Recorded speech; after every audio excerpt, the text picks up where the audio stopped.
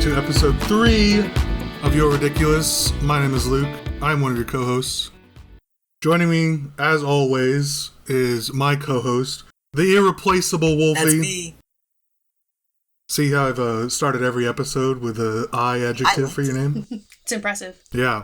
That's going to continue until my second grade vocabulary skills catch up to me. Well, so that'll probably stop by like 5th episode. That's a shame. I'm learning all kinds of new I words. I know, right? And with us once again, friend of the podcast, friend of us, Rainie. Hello. How you doing? How's everyone tonight? Wonderful. Yeah. Getting ready for Halloween. Yeah. Yeah, well, Now, they won't. unfortunately. Yeah, it'll be over by the time they hear this, but And I hope you all survive Halloween. Just missed it. yeah. Well, if they didn't, they won't be here to listen to That this. is true. So it doesn't matter. We can say whatever we want and if about they did, then it's great. Then they'll be here. So we only care about the ones that made it. It's true. It's true. You know who you are. If you didn't make it, you were never important to us. You're dead to us. You were the weakest link. Goodbye. Alright, if you haven't listened to last week's episode, that would be episode 2. Make sure you pause this one and go give that one a listen. You're not going to want to miss out. It was a banger for sure. That's right. We talked about Deltarune from Toby Fox's new chapter, Deltarune, chapter 2. Yeah.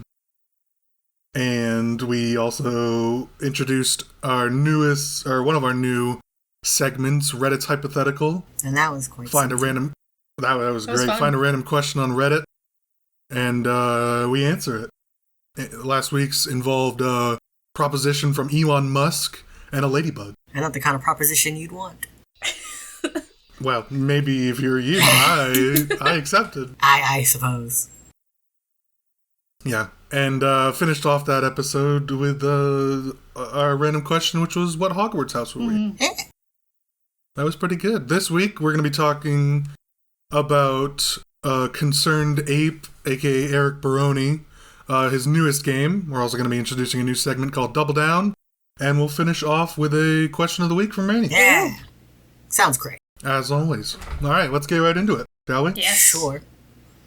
So, unless you've been living under a rock, Anybody. so if you're me, you probably saw, I guess at this point, it'd be about 2 weeks old, the announcement, from Eric Baroni's releasing a new game called Haunted Chocolatier. Yes. It's not a sequel to Stardew Valley, as far as we know. But I think it's safe to say they are in the same universe. Loosely. I think he commented on it a bit. They're like connected, but they're not. Right. I think he said in interviews before that when he makes new games or when his new games release, it's totally possible that they could be connected. Yeah. But they're not actually like sequels. Yeah. And if you saw, and if you're familiar with Stardew Valley, which I think most people listening to this would at least have heard the name, you can definitely see the similarities from his Haunted Chocolatier trailer and the screenshots that he posted on the website and on Twitter. Yeah. And if you haven't, definitely go check those out, because it looks really, really good. Yeah. What's everyone's first thoughts on the game? What do we think? Oh, it looks exciting. He looks like he changed the art style a little bit. The character portraits are a little less pixely and more smooth, which is funny because it looks like the old portraits he was originally going to use for Stardew. Yeah, if you haven't seen the kind of pre-released portraits for his Stardew characters, they definitely are more similar, like you said, to these ones. But that's not to say that they're worse or better in any way. I think. Yeah. I like them both. You definitely, I definitely think they're both good. You can tell that his art style is for this game at least, is super based off of Stardew Valley and the same similar vibes. Yeah. But everything looks cleaner and more detailed. Yeah. Yeah, he's definitely taken his time to just really amplify what's going on. Yeah. And that's not even saying that Stardew looks bad, because it's quite the opposite. Stardew looks great. Mm. But it just kind of shows, to me, I think, that he's been working on improving a lot. I mean, he even said it himself on his website. He described that he's been working on Stardew Valley, 10 years, I think, is it something like that? And he even said it himself that he's learned a lot in that past 10 years, even from Stardew Valley. And now he's finally having an opportunity to kind of showcase everything that he has learned.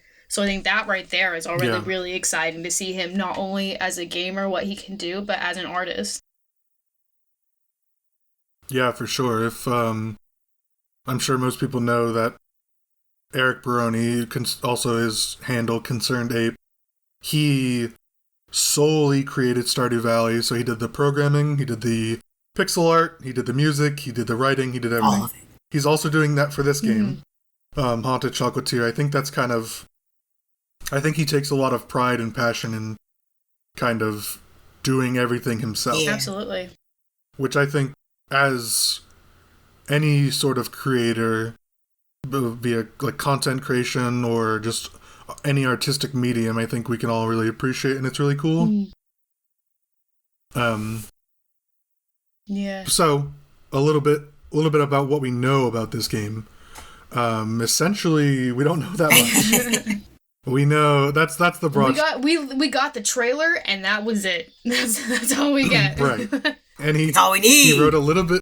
Yeah, he wrote a little bit about what the game is on his website as well. He wrote a little bit more. Essentially, the bare knuckle bone of it is you move to this new town akin to Stardew, and you get into this mansion, and right next to the mansion, kind of attached on the same building, is a shop. And your goal is to make collect ingredients, make chocolate, and sell the chocolate for profit. Yeah. Don't call me Wolfie Wonka. Beyond that, it was very vague about what the rest of it is. I think it's safe to assume there's going to be a lot of interpersonal connections to make with the townspeople. And there's probably some sort of... there's a lot of going to be hidden mysteries in this area. Yeah, it looked like there was going to be a lot more fighting, more of a fighting aspect to it, too. Yeah, some more action.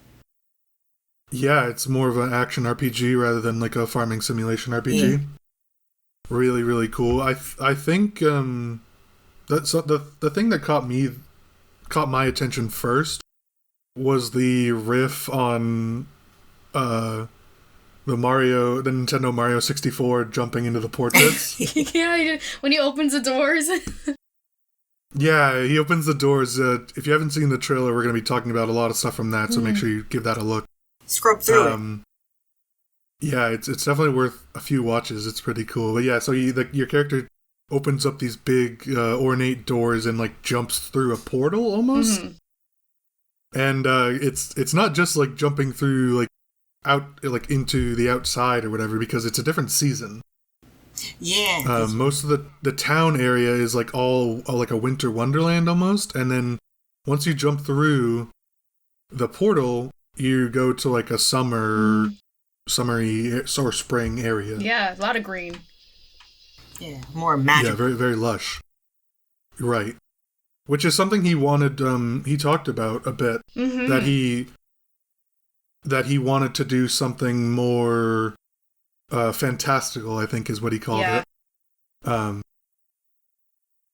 Which I think is pretty cool. I dig it. Yeah, I thought it was really cool. Who doesn't? He talked about...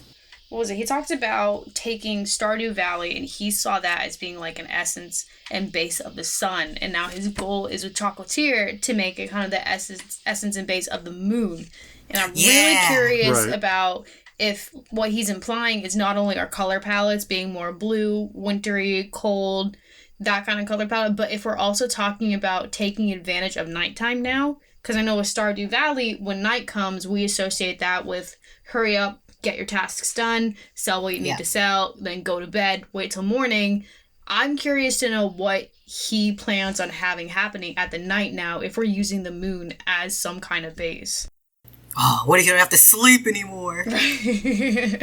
See, See, I also gravitated towards that, but I don't think it's that literal.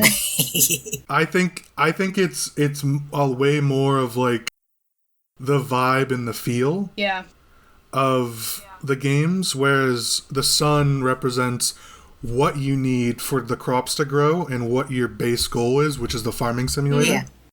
And then the moon aspect of Haunted Chocolatier is the ambiance that the game is creating. Yeah. Where you're working with these cute little ghosts in your mansion, making chocolate, which is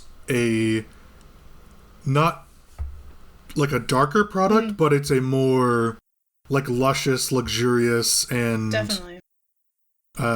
It's more of a product like that, whereas you're growing things and creating life. Yeah. So, but if we're incorporating more of the moon and more of the night cycle into this game, I'm all for it. Right. Yeah. Who doesn't love the nightlife, right? Yeah. I am a night owl after all. I'll vibe with him more probably. True. Another thing I think was really interesting is that to me it looked like you have your haunted mansion, and then off to the side you have the chocolate shop. And that's, I would guess, the chocolate shop is what you're upgrading. Yeah. Akin to your house in Stardew Valley. Because you start off with a pretty small chocolate shop, and then throughout the trailer and in the screenshots, it gets bigger and bigger. Which I think is pretty cool. You also get a lot of customization, it looked like, in the shop. Oh. Yeah. There was a lot going on. He was creating the different the shelves and stuff. And so I'm wondering, like, one of the screenshots shows like what I would guess to be a medium-sized chocolate shop. Yeah. And so how much of that is player customizable, and how much of it just becomes decorated like that once you upgrade it. Right. I'm looking at the screenshots right now. Sorry, not to change subjects, but I'm looking at screenshots right now, and it doesn't look like there's a stamina bar. That's kind of interesting. Yeah, no stamina, but a health bar. Yeah, there's definitely a health bar, which is 20, which is a lot lower, I think, than what you start in at Stardew. But yeah, there's no stamina bar, which is definitely interesting. But although there's not much to like harvest. Yeah, true. Which is what. True. However, that also means your tools, which right now all we know is that you have a stick and a bow and arrow, wouldn't take any stamina. Yeah. Looking at it and having played a lot of these styles of games, it might be like more task-based. Like you do a task and you use so much energy, and that's what controls your day. Yeah, I'm not sure. Yeah. Like he said, he's mostly just worked on the meat and potatoes of the game. He hasn't gotten to any of the sauce yet. Which, being a game designer, I would imagine the meat and potatoes. My guess is that the entire map is drawn and laid out, and so he could walk around the entire town. And interact with the villagers. They probably have a few preset dialogue stuff that he could interact with. But the sauce, I would imagine, is that he hasn't done yet, are all the events that happen, like in Stardew Valley. Once you get to know the villager, the townspeople, you start unlocking like side quests and cutscenes with them. Yeah. And so I imagine that's a lot of the sauce that he hasn't done yet. Yeah. That makes sense. I'm excited to know more about... Oh, I'm sorry. God. No, I was just going to say, which I think we can all agree is one of the more exciting parts. Absolutely. Unlocking new cutscenes and different side quests with people that you get to know, which is one of my favorite parts about Stardew Valley to begin with. I like the cutscenes. They're fun. They're great. I'm excited to know more about what relationships we're going to be able to maintain and build on. Because we've seen our villagers and townspeople, but and we know that there are going to be ghosts in this one. I'm curious to know what kind of relationships we can build with ghosts, if they have stories, or if that's just kind of like something that's just like an element that's around, or if that's something that we can investigate with each ghost, like what's going on here. If they have their own thing going on, because they kind of seem like they're like the Juminos or whatever, but you get access to them sooner. Yeah. That's what my first thought was definitely that the ghosts are this game's version of the Junimos from Stardew Valley. The kind of forest spirits. But it will be interesting if, like, the pets in Stardew Valley, if you can name any of the ghosts. Yeah. Because that would be really cool. Or if they already come pre-named, and if they have their own stories like Rainie was talking about, which I think would be pretty cool. Yeah. Yeah. I would imagine you probably start off with one ghost, or one or two, that you get to know early on, and that helps you out with the first stage of your chocolate factory, or shop, whatever you want to call it. And then as you explore the mansion that you're living in, you probably, as you unlock rooms, you probably get more and more ghosts. Yeah.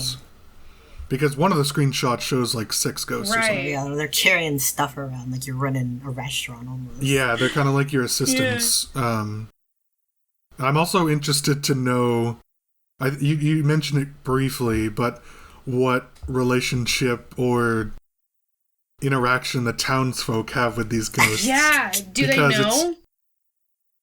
Well, I would assume they have to, because it's one thing if the ghosts are just there helping, but in one of the screenshots it shows that there are ghosts and that there are villagers or townspeople, whatever you want to call them, but the ghosts are carrying physical things. They're carrying loads of chocolate. Yeah. Your goods, your wares. So it's not like the townspeople can just, floating chocolate. Yeah, that's what they do. So here. there has to be some sort of connection there, or explanation. The townspeople killed these ghosts.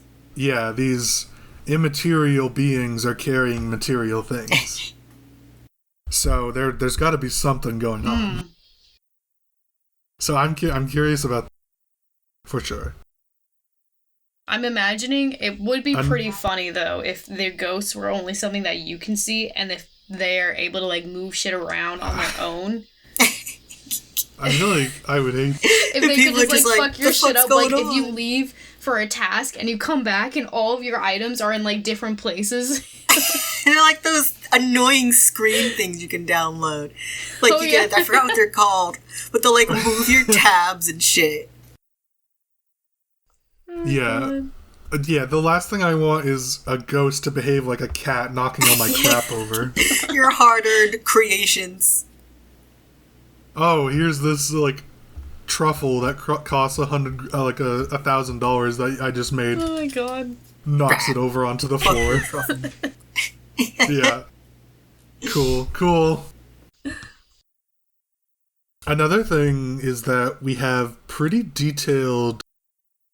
I guess we had kind of already mentioned it. Wolf mentioned it, that we have detailed character models, and we're already kind of getting into the character models before we started recording. Oh, you two sure were.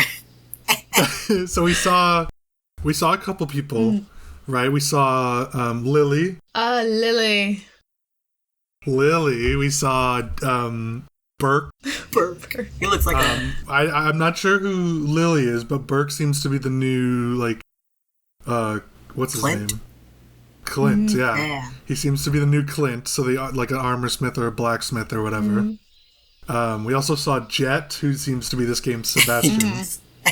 Spitting him. Because everybody needs an E-boy. Of course.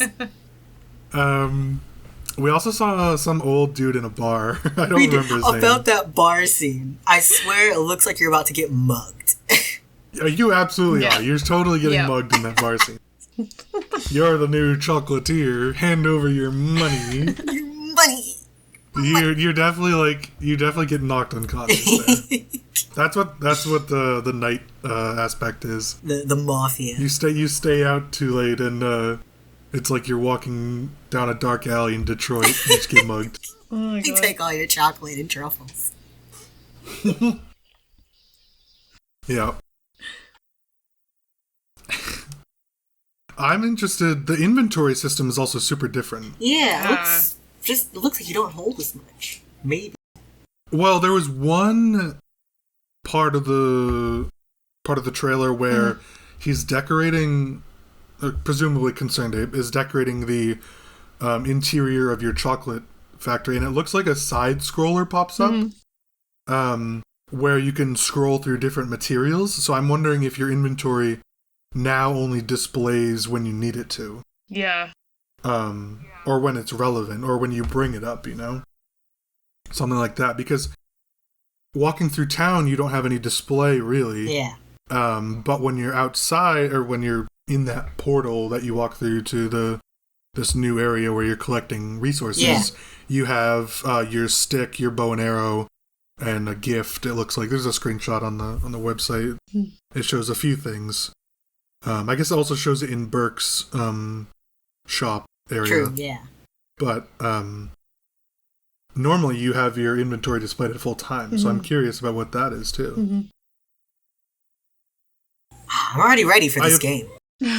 I know. So I really appreciate how similar yet uniquely different it is already to Stardew Valley. Yeah.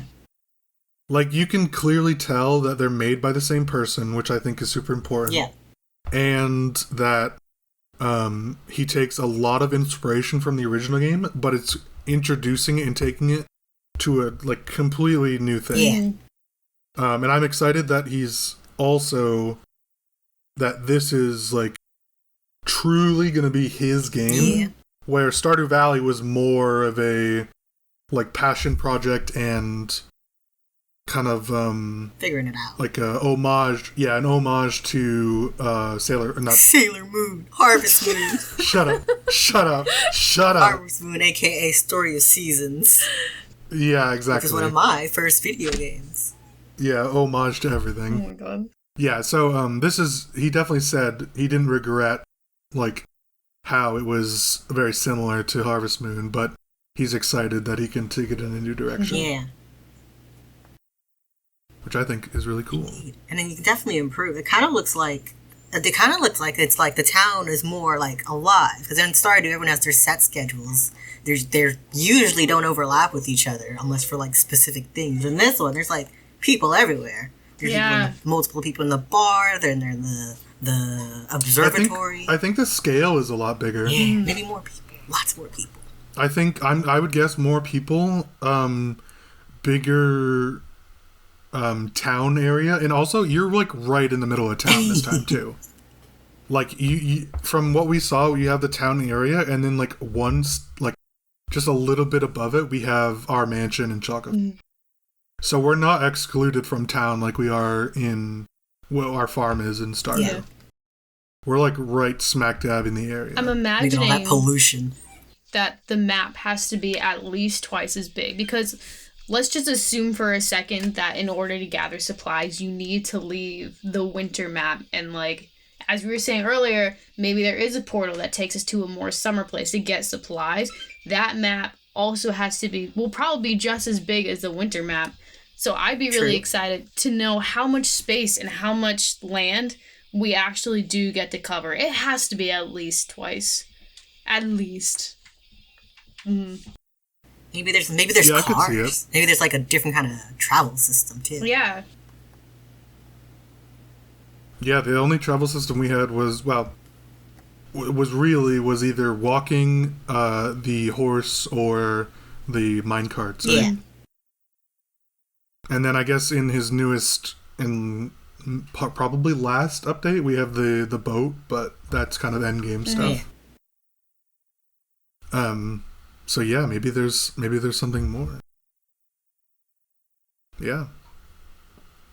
When does everybody expect this game to come out? I have a guess. Maybe 2 years. I don't expect it for 5 years. I think really? There's just so much more that goes into this. You're insane. You're gonna pull a hive swap? I think there's a reason that he hasn't released any information about when the release date is, because I think this is going to be his baby, and he's going to be very meticulous in making sure that everything is perfect. So I'd imagine that it's going to take 5 years. No way. I don't think he would release any announcement that early if he doesn't expect it to be out within a year and a half. That's fair. 2 years. That's fair. If we go by Stardew, I think it was like announced like late 2012, early 2013. And then the official release of it was 2016. Okay. But that's also when that was like his first big thing, right? Yeah. So he's obviously, I think it's safe to say he's more than twice as good now as he was back then. Yeah. That's true. I agree with because that. he's literally been working on this for 10 years. So, and again, from a game designer's perspective, it's super easy to put together a polished trailer like he did right now and make it look like the game is close to being done, like 6 months, some people were saying I saw. I don't think that's the case. I think it's way too early. He was only working on the evenings and weekends. Yeah, he's still like Stardew Valley full-time mostly, like helping. So he's doing this like when and as he can. But I don't think it's so late that he wants to drum up all the discussion about it if he doesn't see an end date in a reasonable time. Yeah. So my guess is a year and a half, maybe 2. Okay, yeah. But who knows? It'll be just in time for another Mystery Skull animated. Good 2024. It'll be another good time, or it'll be a perfect timing for another episode of Has-Been. That's right! Yeah.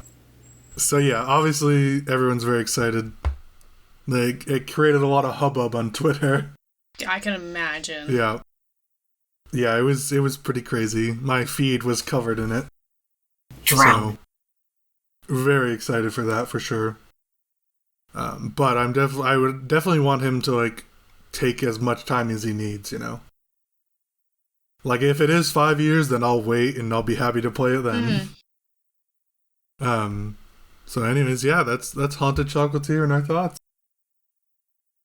Moving right along to our new segment, Double Down. How exciting! Which I know. So, Double Down, we're gonna come in with a topic, with a sort of another discussion type of thing, but the difference is that it is a controversial topic. So, most of the time, one of us is going to feel very strongly about this topic, and, well, I guess everybody will feel strongly. Feel some way. But, yeah, you two particularly.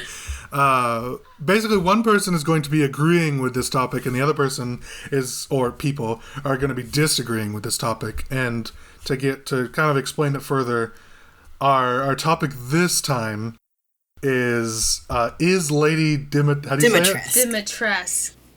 Is Lady Dimitrescu a MILF? Absolutely. And if you're not, shut up. If you're not familiar with the term MILF, Google it. Oh, come Google on. It. No.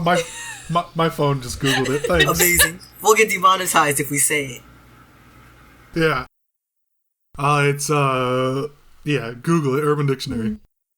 But yes, so, and we have two people who feel very strongly, and I have thoughts, but I'm not as strong as these two. So Rainie, well, we could start with you since you kind of piped up first. Where do you stand? Dami Mommy over here is in charge. I don't care what anybody says. I don't care what your preferences are. You cannot deny a MILF when you see one, especially a 9-foot tall fucking MILF. No.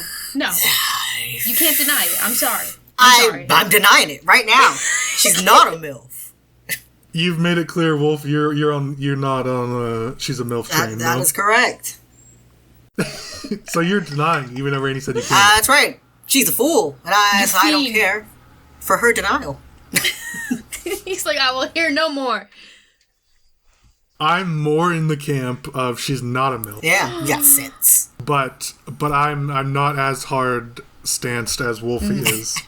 And I'm open to hearing what Rainie has to say, but I don't know if she'll change my mind or not. so Rainie, why not? It's double down, kind of like a debate. Yeah, ridiculous. Yeah, I'll give you the floor first. Why is she a MILF? Rainie, opening statement. It's a lot of pressure because I feel like I'm really carrying a whole lot of people's opinions over here that I've seen on YouTube and Twitter. So believe me, this is just as important to me as the rest of you. Okay. So Lady Dimitrescu, 9 foot tall goddess, needs the blood of others to live. Vampire, if you will. If that's the direction we're going. Obviously it is. We know that's sexy already, period. Moving on. First off, we're talking about a woman who not only had a virus put into her against her will, powered through, became the goddess she is, then as 3 other women, it happened to 3 other women the same, she took them under their wing, mommy right there, all of these elements, you can't deny that it's not attractive in a way. Such power, regal power, and sophistication, all of it in one. She's a jazzy, beautifully strong, crush my head with your pinky toe, I don't care, woman. I like that the trail end of that was like Stanley's argument from The Office about Elizabeth Swank. Yeah. All right, well, what do you got? Listen, I'm not saying that she isn't attractive or powerful. She's sexy. She's gorgeous. She's Lady Dimitrescu. But, that is not what makes a MILF. A MILF has a meaning. So even on a technical level, she's not a MILF, because she's not a mother. She didn't take in those 3 girls. She was given 3 adult women who live in her house. They don't act like a family. She doesn't do anything motherly for them. Now, just because she's got these fat mommy honkers does not make a MILF. You're kidding.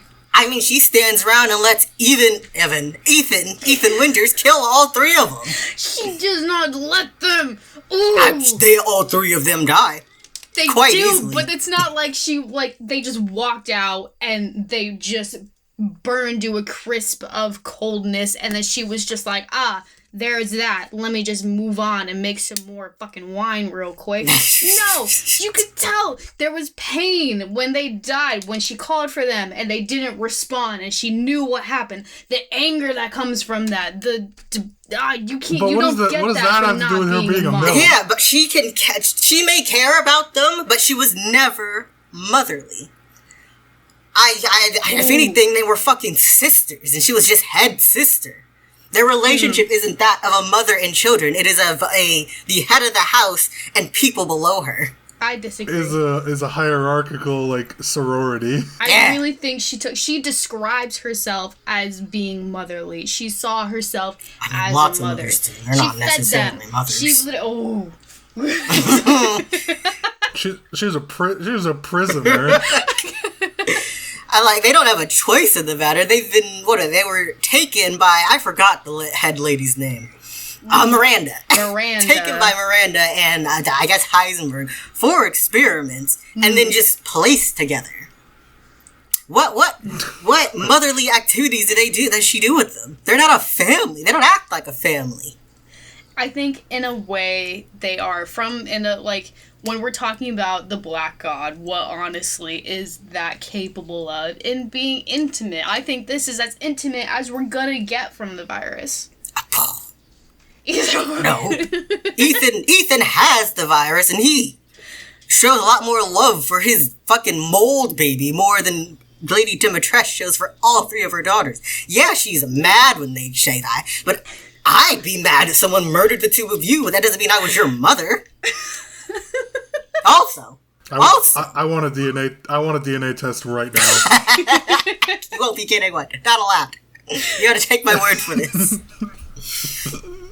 Unacceptable. This is ridiculous, and I hate it. Ridiculous. Additionally, without even if I cannot convince you that she was not a motherly figure, but the MILF fetish it's specific. It's about the motherly charm, I will call it, that attracts people. She doesn't give those vibes of some older woman who's gonna show you what's what. She's a dom. You can't be a dom and have those motherly milfy vibes. That was definitely my that's a good point. Stance on it. Is that MILF is definitely a quality of, it's not just how someone looks. Definitely dom vibes. But no motherly characteristics or even really sincerity or warm anything, you know? Yeah, exactly. He gets it. It's it's just all dom. And that's it.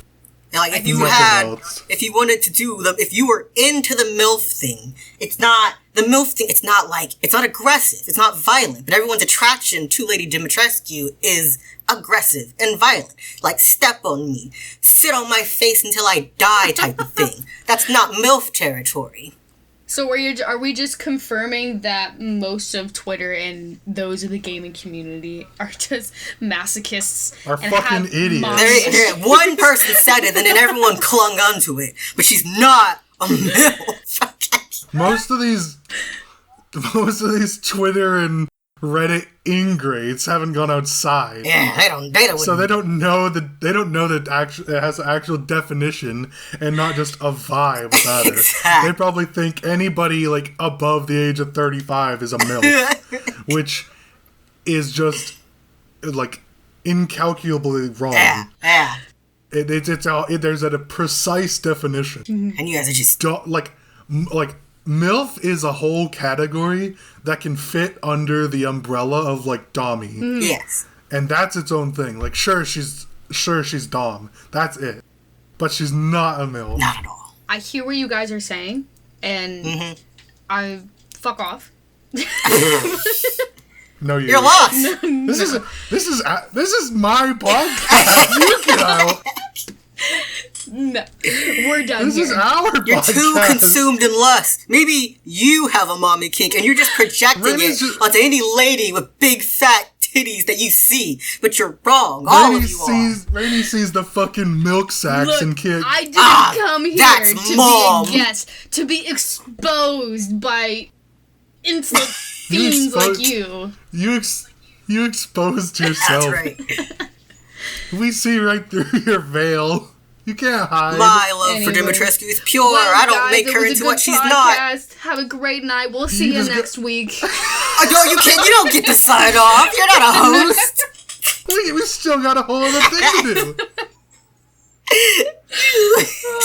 You can't face your Rainie foolish. tries to fucking run after being exposed for horny on Tries me. to abscond. I'll be upfront. I'll be very transparent. She'll never not be Dommy Mommy. I'm sorry. You can put all the facts out you want, but that's just the way it is. I agree that she's dumb. Exactly. But that's it. She's just not a mom. That's where it ends. She's not a MILF. That's where it ends. So I guess we'll never agree. I wouldn't plow her either. Oh. Yeah. Sorry, that's probably where we all three of us exit stage left. I wouldn't know how to approach her. She's so fucking tall. Yeah, she's way too tall for me. I mean, that and she might eat you, but yeah, the tall thing is what we're really looking at here. Well, I mean, that's fine. If she wants to go all praying mantis on me after we're done, that's her prerogative, but I don't think I would get that far. You're gone. She's far too tall. She's taller than, the first floor of my house. Yeah. It's just a lot and I'm just woman. extra small, too. My whole arm could probably go into her, and it'd be no issue. It'd be quite simple. You could go up inside her and work her like an animatronic, I could reverse for her.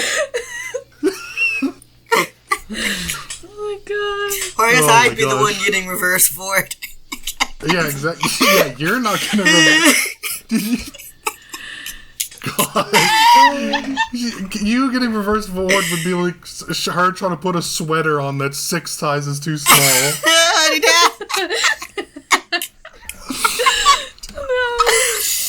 This is easily our best episode. I'd be so stretched out, I'd be transparent.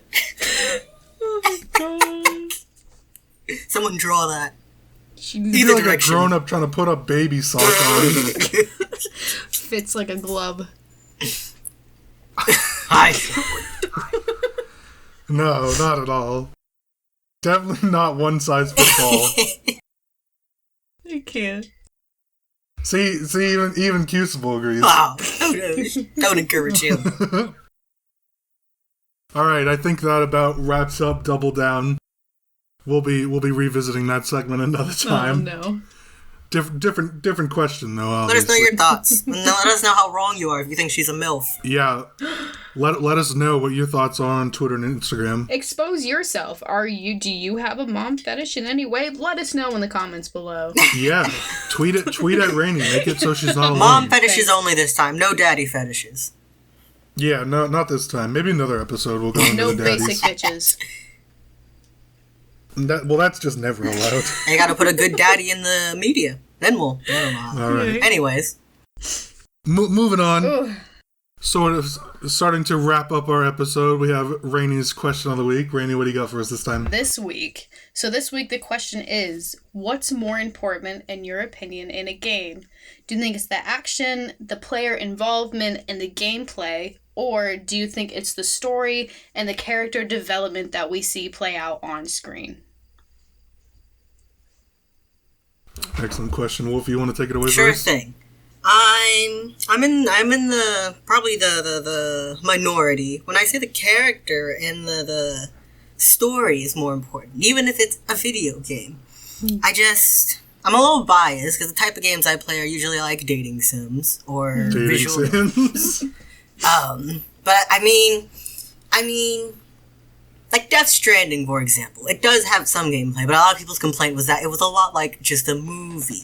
But I mean, I think that's a great experience. Because I mean, what are you playing a game for? Especially a narrative game. If it's the focal point isn't the characters and their growth and their story.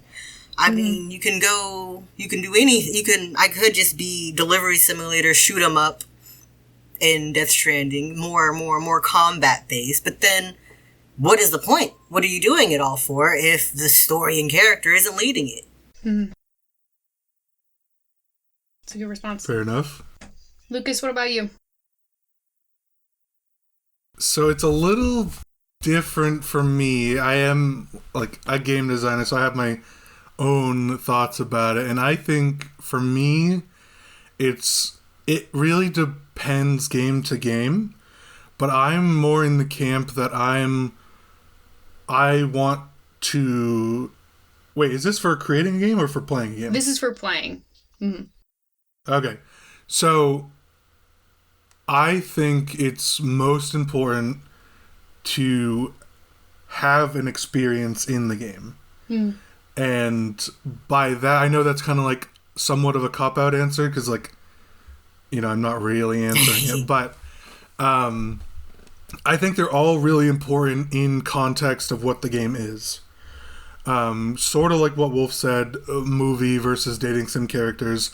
I think it's all contextual, and that every aspect that you mentioned, if it's a story or if it's character development or player actions, it's all reliant on the type of game it is. And so, like, if I'm playing a dating sim, I obviously want characters and the interaction between those characters to be the focal point. I don't want, you know, like some side RPG or not RPG, like action thing to overtake what I'm playing. But if I'm playing like a, you know, an open world thing, I want my actions and exploring to be really important. And I think we kind of saved this question since we talked a lot about Stardew in the beginning and Haunted Chocolatier, is that Eric Brony and I have a lot of the same similar kind of ideas, is that we're looking to create a game that gives a player an experience that they can kind of decide what they want. And that's, I know it's kind of like a cop-out answer sort of, but I think it's all contextual based. Yeah. Whether you're creating a game or creating a novel or whatever, like any sort of artistic medium, or whether you're enjoying the game or the medium that you're in. I think it's all important based on what you're looking to get out of it. And but if you really had to pick, like if you really, bent my arm, I would definitely say I would most prefer like character interactions and character development. But in the broader scheme, it's really contextual. Yeah. There are games that do it right and games that do it wrong. And in terms of how much character and cinematic qualities are in a game. Right. Yeah. And I definitely think that's just taking a step back and looking at the game as a whole. I think that's something that Stardew actually did really well, is that you can play the game how you want to play. If you want to min-max everything, your time and your money, you can do that. If you want to basically ignore all the stuff and just interact with the townspeople, you can do that. Yeah. And a million other different ways to play the game. And that's definitely why it's one of my favorites. And if you don't want to be connected to nature, you can go the industrial route with Jojo Mart. Yeah, you can definitely do that too. If you want to be a scumbag. I needed the achievement. We all did. he knew what he was doing. Yeah. Rainie, do you have any thoughts on your own question? For me, I do believe that emotional involvement in the game is really important for a player to be able to connect and interact with what they're playing with. Some games that come to mind that do this are, like, right off the bat, I'm thinking of God of War 4, the newest one that came out, only because I think that game is a great example of balancing, like both of you said, balancing what a person is actually doing in their involvement in the game, what actions are they, doing, and how are they playing in their style, and also combining watching these characters, being these characters, and evolving with these characters, that to create that emotional connection with the game. Which to me, I think that I also agree that character development, watching the characters that we see on screen evolve, is really important to have a satisfaction piece to it. So a lot of games, when you come to the ending, you want to see change. You want to feel like you've accomplished something, and that's part of why you play the game. At least for me anyways, I want to feel like I've really done something, whether I've learned something, I've been moved somehow in the game, I've enjoyed my time, whatever it is. And I think that really comes from how these characters, transpire and are laid out in front of us. So I would have to say, if I had to choose one or the other, I would say character development, whether it be, NPCs or us ourselves, is very important. I think that's really interesting that a lot of us want character develop, like when you really press it down, we want character development, when a lot of people don't always care about, like, how NPCs are just like always in a lot of games, but nobody really often pays much attention to them. Yeah. And where if you look at something like Stardew or Skyrim or like Legend of Zelda, if you talk to these NPCs, they often open up different branches and different quests and different things like that. But then there are other games that the NPCs are just NPCs. They might as well be plants, just they might as well space. not even be there, right? They're filler. Yeah. And especially games that have overlapping relevancies to them. Like a lot of role-playing games have NPCs that either don't matter or matter a ton. Yeah. And so it's interesting how you can have that kind of duality when the topic is so similar. Yeah.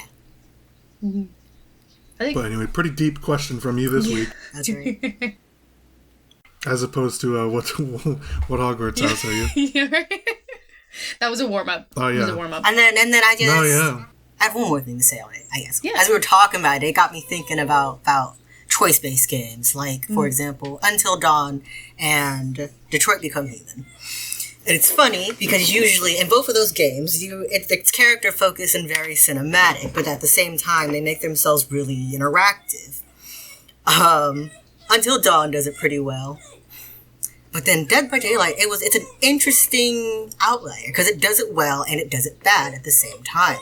Like mechanically, gameplay-wise, that's its strongest point. But then when it came to the characters and the story, it kind of blew it.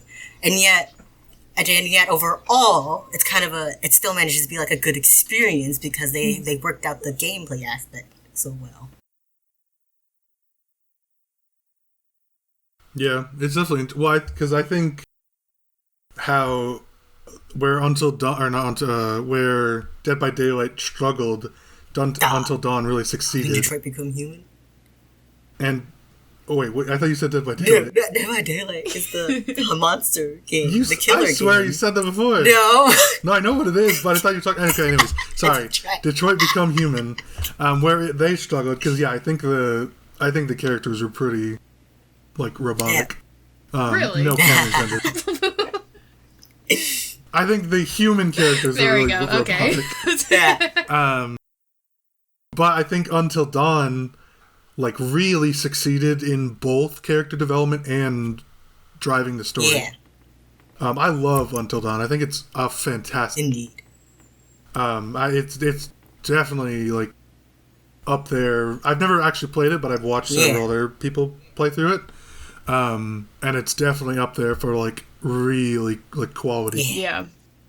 And I think you make a good point is that some character-driven games can still struggle with not only the character part of it, but still making the rest of the game worthwhile. Mm-hmm. Yeah, exactly. Like where, like you said, Detroit Become Human struggles a bit, but it's also like really good. Mm-hmm. Deep question from Rainie. Really good. Get those. Let us know your thoughts. What do you think is either the most important or at least your favorite? That could also be an answer. We kind of answered both. I think. Get those synapses firing. Yeah. Let us know on Twitter and Instagram or YouTube comments as well. Yeah. let us know. Let us know everything. Wolf, I think that about sums up this episode. You think so? I think so. I think that's a wrap. That's great. Thank you, everyone, for watching episode 3 of Youre Ridiculous. By now, we've got a couple of episodes out, so share them around. Tell your friends and family. Maybe not your family. You can follow us on Twitter and Instagram at Youre Ridiculous, as well as our personal Twitters, which if you're on YouTube have been looping in the background. You can find Lucas at 7AngryWasp, spelled with an E, and me, myself, at Rainbow Does, with no W. And Rainie, as always, can be found on her website, RainieMayDesign.com. Have a good post-Halloween, and looking forward to Thanksgiving if you're into that. Goodbye. Yeah, if you're American and not Canadian, because they've already had theirs. Oof. Thank you, everybody, for watching. We'll catch you next week. Bye.